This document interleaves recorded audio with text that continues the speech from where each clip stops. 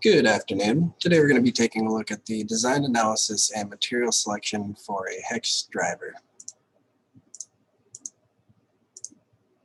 This driver is going to be made up of two main components, a metal shaft and a plastic handle. The only interaction these parts will have is that the shaft will be pressed into the handle. Of course, hex drivers and other small tools are used to drive screws. This will be specifically for hex head screws and specifically M3.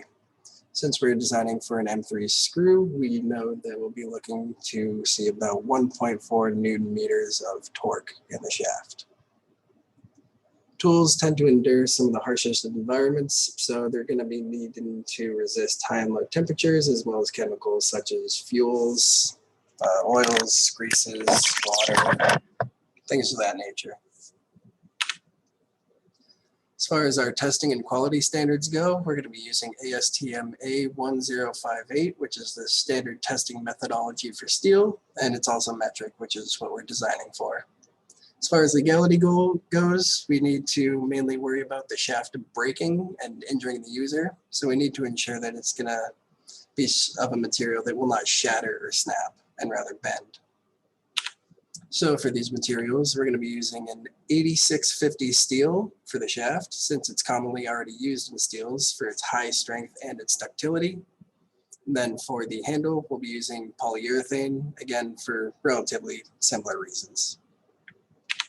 As far as manufacturing these two components, the shaft will start out as a roll of steel wire.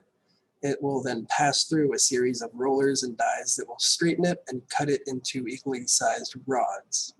These rods will then pass through a stamping machine that will pinch the sides at one end of the rod. This is where the handle will fit later.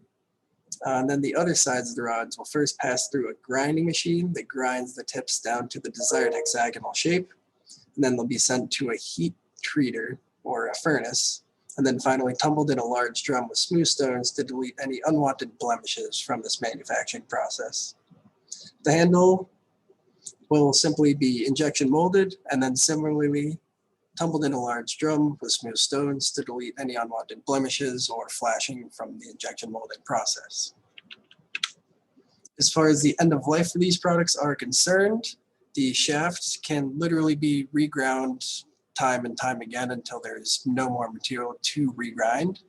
And then the small nub that might be left in the handle can be extracted, remelted, and added to new material to create another shaft. As far as the handle goes, sort of the same story. Polyurethane can just be remelted and remanufactured with more virgin material. The primary energy sink, therefore, in this is going to be just the material. We also did go ahead and do some ANSYS testing. First, we tested the deformation, again using the aforementioned loading of 1.4 Newton meters. And we can see here that we have a very, very small amount of deformation. And then we also tested the shear stress, which again we can see is a number. As far as our conclusions to the study, we found a 0.0001689 meter deformation, which really would not be noticeable by the user. And then the max shearing stress that we found within the shaft would be about 333.4 megapascals. This does not come close to the yield strength of the 8650 steel that we're going to be using, so we are safe there.